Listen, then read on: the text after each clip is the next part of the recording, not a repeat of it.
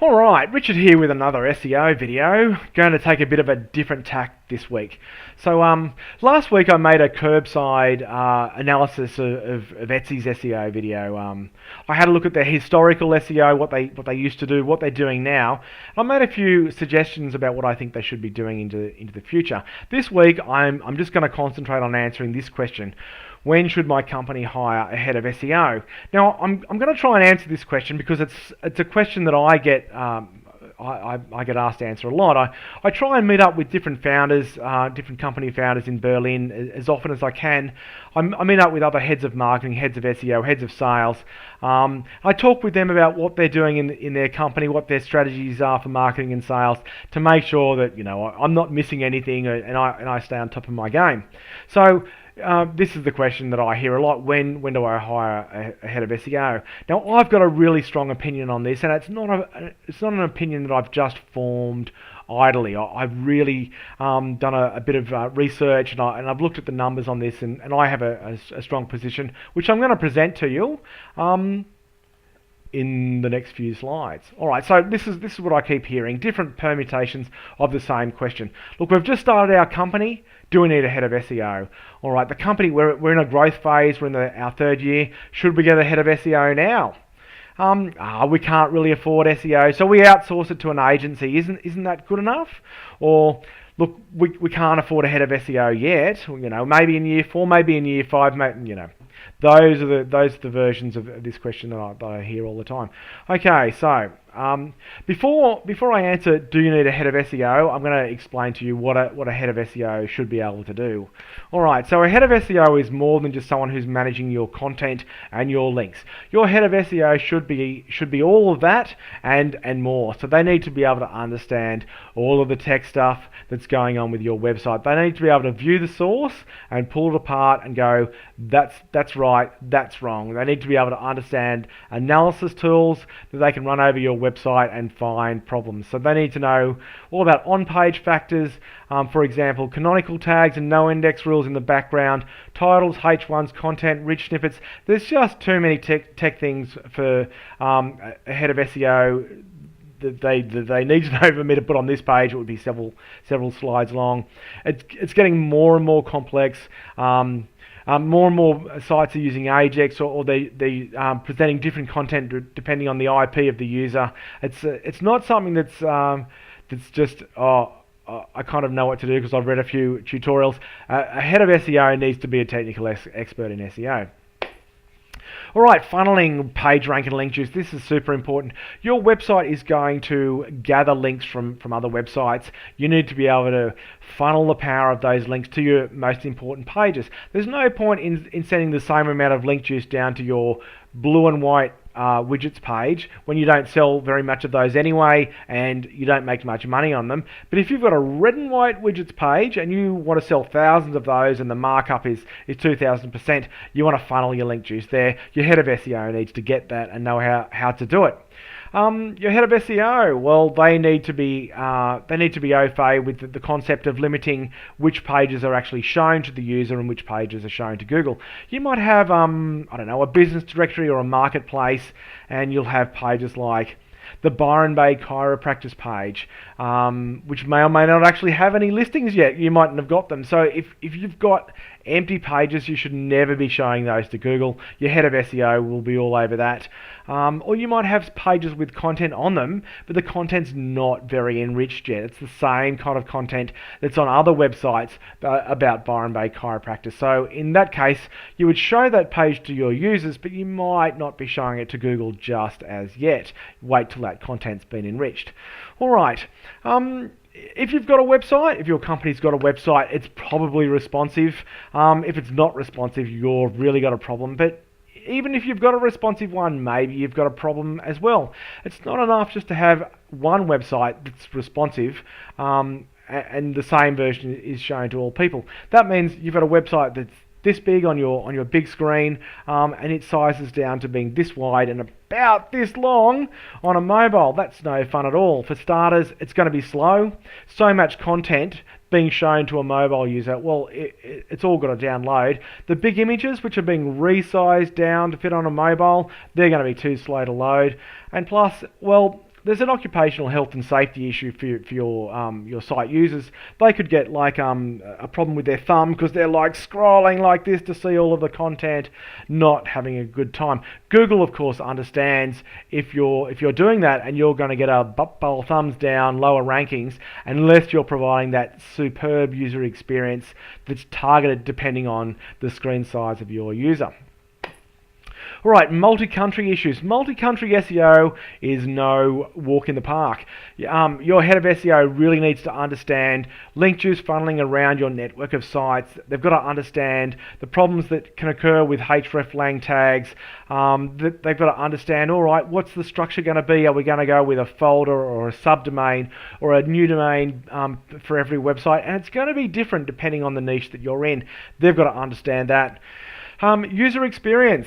Okay, look, Google tracks this. It's really, really important. If people are coming to one of your competitors' websites and they're having a really good time, Google knows.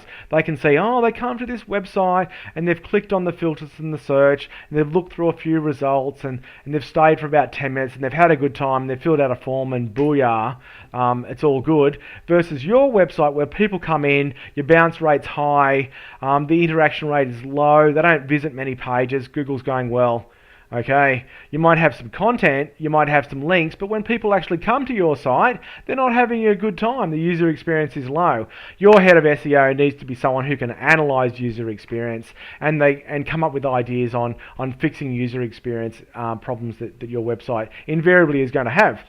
Alright, site speed issues. Now this is a big deal. This is something that has to be fixed by product and tech, but they're not even going to look at it unless you've got a head of SEO, okay?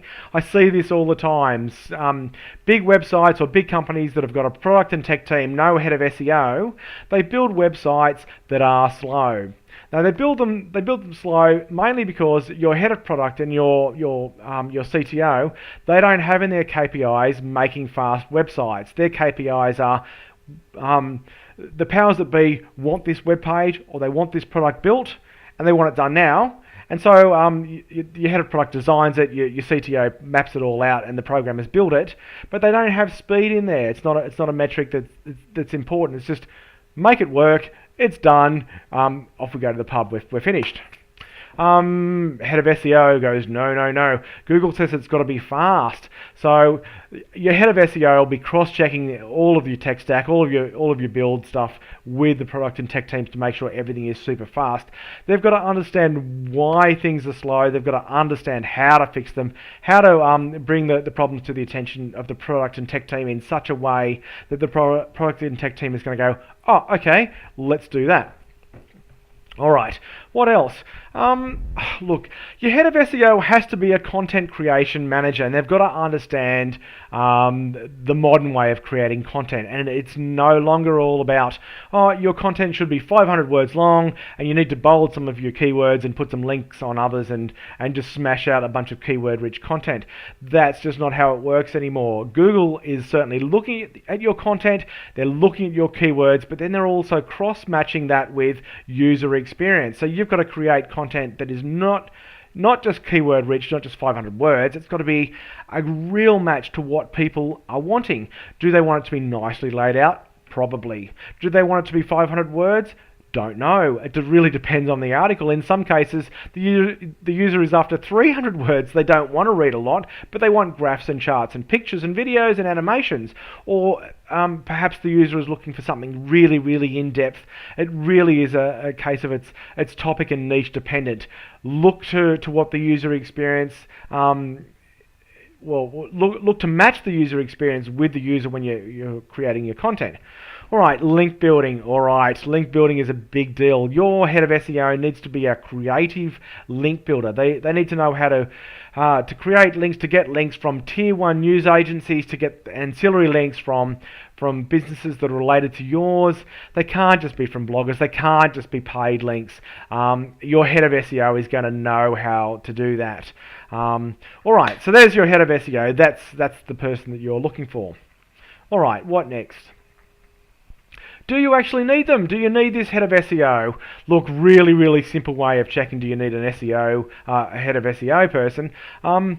do you have a web-based as opposed to an app-based business? Okay, so if your company is Uber and everyone is just downloading the app and no one's looking for Uber in Google, they're looking for it in an app marketplace, you probably aren't so focused on getting ahead of SEO. It won't hurt, okay, but if your company is looking for traffic from a web-based source, probably having a head of SEO is far more important. And then there is a turnover factor. If you're a small business versus you're a large business or aiming to become a large business, yeah, you need a head of SEO if big turnover is either your immediate or long-term goal. 1 million turnover. Look, I'm thinking that's probably not enough money. You probably need to be looking at a higher turnover than that. Maybe 3 million would be the minimum for saying, yep, we need a head of SEO now. Now, this is not niche dependent. You could be a marketplace business, an e-commerce business, software as a service, travel. It really makes no difference. It's all about is your business web-based in terms of where the traffic is coming from, and are you big enough or aiming to be big enough? All right. I'm going to flick over to a bit of a spreadsheet here to demonstrate some of the metrics here in how I came to be thinking. Came to my thinking in whether you need a head of SEO or not. I'm going to look at some figures here. So I've got two demo companies here. Company A and Company B. Look, I'm creative in a lot of things and not so much in my choosing of demo company names. So Company A, they went, nah, look, we don't really need a head of SEO just yet. We're just starting out, so no head of SEO. We're going to focus on paid search only, paid marketing, no head of SEO. We're going to go with a bit of a SEO in year 2. We're going to hire someone to do some link building and some content marketing, but we're not really going to go with a big hitter in SEO strategy. Company B, they go, look, we want someone as our head of SEO right from the start. We want them to be involved in helping build the product and the website so that it's SEO friendly from day one. We want the strategy to be really, really tight from day one. So, yep, we're going with a head of SEO. Now, let's look at a few of the facts and figures here. Now, I'm only going to look at a few metrics here. Programming costs, the paid marketing spend, the salaries for managing this paid marketing spend, and the salaries and disbursements that would be involved in having an SEO program. Okay, I'm not going to look at rents. I'm not going to look at the cost of goods or any of that. I'm just going to look at these metrics. Alright, so over here, both companies are in the same niche. They've got the same programming spend. Off they go, 500k. They're building their product. They're building their website. It's all going great. They're both spending the same amount, 600k, on their paid marketing. And I'm going to keep that metric pretty much the same all the way through so as to not complicate things. So year 1, year 2, year 3, they're just going to spend 600k on their paid marketing. Over here, you can see that these guys, Company B, they've got a bit of a spend in SEO. It's a pretty big spend, okay? So they've got a head of SEO, and they've got a junior helping the head of SEO, and a 10k a month spend on disbursements. Now that might be some PR campaigns, that might be some link building, whatever, but they've got 10k a month to spend on SEO over and above their salaries. Alright, looking over here, based on this $150 average revenue per lead and the cost per lead, we've got 8,000 leads here. From this spend generates 1.2 million in revenue. Company B, they've got the same 8,000 from paid marketing in leads, but they also got a bit more, from their SEO, not heaps more. It's year 1. SEO is not making a huge impact on the bottom line here, so the organic traffic brought in about 10% of the traffic that the paid marketing brought in. Alright, so year 1, revenue after marketing costs, Company B, they're in the hole by 100k compared with Company A.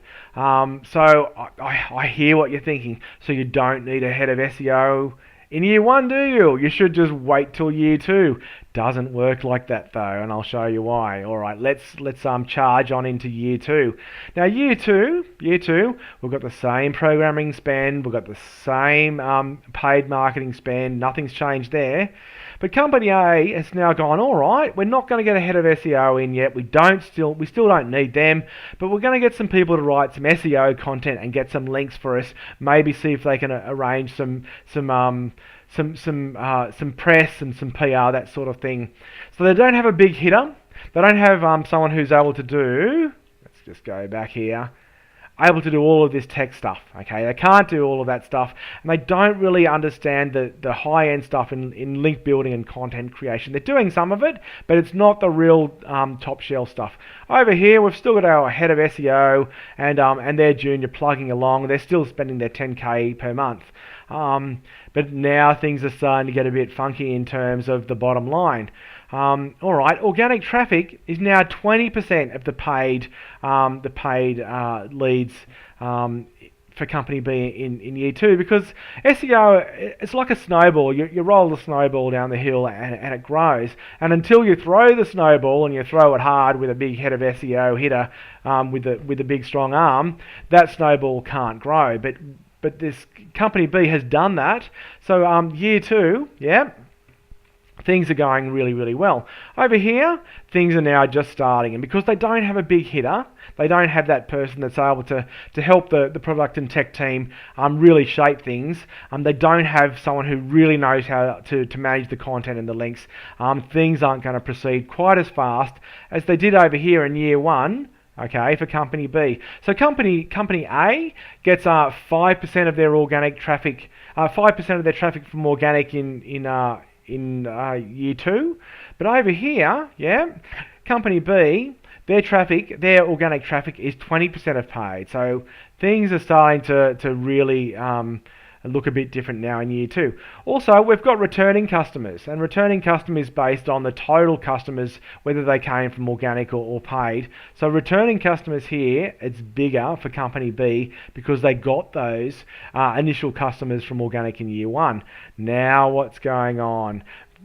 The revenue is a lot bigger for company B in year 2, and all of a sudden they've not only pulled ahead of company A in year 2, they've pulled way ahead, and they've made up the difference from year 1. Things are really cranking along. But it's year 3 that things start to get really hairy. Okay, so I'm going to go through a few of these scenarios. All right, so scenario 1, year 3. Company A goes, oh no, we can see that the opposition is really spending on their SEO. They must have a big hitter. We've got to hire a big hitter too. And that big hitter comes in and goes, look, everything's really bad. We have to reprogram all of this stuff. And so they've got a bunch of tickets that get sent off to the product and tech team. And so product and tech, they've got to upsize, because they've got to not only fix bugs, they've got to not only build new product, they've got to redo a lot of the stuff that's already there. So the spend in programming in the product and tech team is now much, much more. The actual spend in the SEO team is higher too, because they're not only doing the stuff that's been done by company B. They've got to fix things that have been done. They've got to redo content. They've got to try and fix their backlink profile, because the backlinks they've got are mainly shitty ones, and they've now got to focus on better links and maybe even get rid of some of those shitty links that weren't quite so smart in the original plan, and they're thinking, oh no, maybe Google doesn't like some of our paid links. So the spend here is going to be more, both in the SEO team and in the programming team. So all of a sudden, company B, who's just trucking along, yeah, 522,000 now is the difference in the bottom line. Okay, so over here, you're going to look at a few metrics. Because this company A has started to fix their tech stack, and they're starting to fix their user experience and product and links and content on a large scale, I'm gonna say that their SEO traffic has now lifted to 20% of the traffic that's coming from paid sources. But over here, yep, year 3, it's 30%, because it's that snowball effect, yeah? That snowball effect. Year 3, company B is just cranking it out. And again, returning customers, if you got more for customers in the first place, more of them are going to return, aren't they? All right, going to look at this scenario. Company A decides, nah, we're just going to keep on trucking. We're not going to hire a head of SEO. Yeah, we're not going to bother with that. We're just going to keep on keeping on with the same strategy that we had back in year 2. Okay. All right. So they don't have the big programming fixed spend, and they're not spending a lot more in the SEO team to fix problems. They're just going to keep on keeping on, but they still don't. They still don't do very well against Company B. Why? Because organic traffic is going to remain at this low level. It's going to remain at this low percentage compared with paid marketing. But over here, of course, these guys, Company B, they're still now at 30%, and they're going to maintain their organic traffic at about 30% of paid. So again, even though there wasn't the big spend here, they didn't get the big increase in organic traffic either. So Company B is still way out ahead in year 3. At 575,000. All right, the last scenario, they hire ahead of SEO, they've got their big hitter in, but they haven't budgeted for the fact that that big hitter is going to come in and go, you need to redo all of this stuff, and they don't have the money set aside to do it. So all of a sudden, you've got this huge backlog of tickets in product and tech, and that they can't really sort it out. They hire another programmer, so they've got a little bit going on, but not much. They do spend a bit more on SEO. Well, they have to because they've hired this big hitter. But what's the end result here? I'm going to put organic traffic now over here at about 12.5% of paid traffic. We do fix a few things, we do spend a bit more. Okay, but over here, we're still at 30% because they got the ball running right from the start. They didn't have to reprogram anything. They've still just kept their same SEO spend all the way through. And again, things are just going, smashingly well. Year 4, year 5. This is going to increase over and over. So I'm going to flick through and talk to you about a few other things. All right. So companies with more organic traffic, what can they do? They can afford to pay more for their pay-per-click and their paid marketing. So in year 3, when these companies who have done their organic, they're going, all right, let's now focus on smashing the competition. We're going to up our pay-per-click spend, and of course, if you haven't done your organic search rankings, if you don't have a head of SEO right from the start, well, you're going to have to try and match this other company who's now got this better balance between paid and free traffic going on, and so you're going to be paying more for your pay-per-click. This is not a good situation to be in. The company that's got this extra revenue, they can also afford to develop their product better. So you're going to see the company that had that head of SEO in from the start, their product is going to get better and better and better because they've got more money. They're going to keep their key programmers. You know what? Programmers are not code monkeys. They don't want to come in and just go, I've just got my objects to program today, I'll just program and go home. That's just not how it works with programming stuff. They want to come in and have a good time. They want to know that what they're doing means something. If they're just at work fixing bugs or redoing things that weren't done properly in the first place, well, there's just too many fun, interesting jobs around for them to do, and they're going to go, see you later.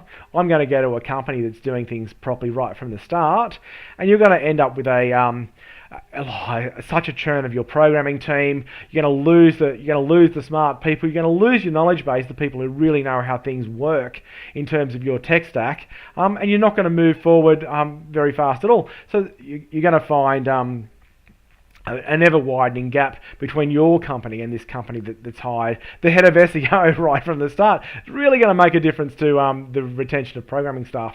And of course, their numbers are going to be better, aren't they? So come fundraising year after year after year with these better figures, they're going to be able to raise more money. And if they can raise more money, well, they're going to be able to do bigger and better things. So, answer to this question.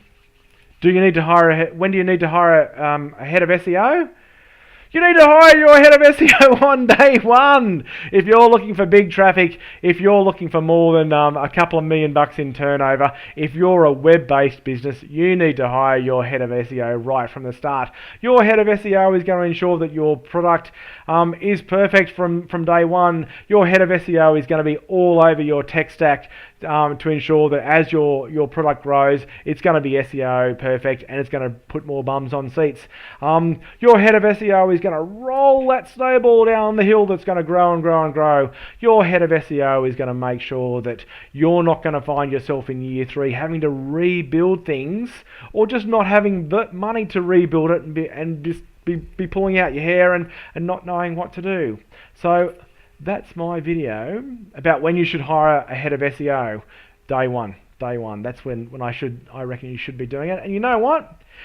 Don't take my word for it. Go and have a look for yourself. Go and have a look at these companies like Airbnb. Go and have a look at the Booking.coms. Go and have a look at the companies like House, and have a look when they started on their big spend on SEO. When did they hire a big hitter in terms of SEO? And I can guarantee you, it's not in year 3. It's not in year 4. It's not in year 2. It's at the point they thought, we're going to be big. We want to be big, so we're hiring the head of SEO now. I'm going to finish my video now and go off and enjoy my Easter. I hope that you do too. I hope this video proves useful, and I'll be punching out another one next week. Bye for now.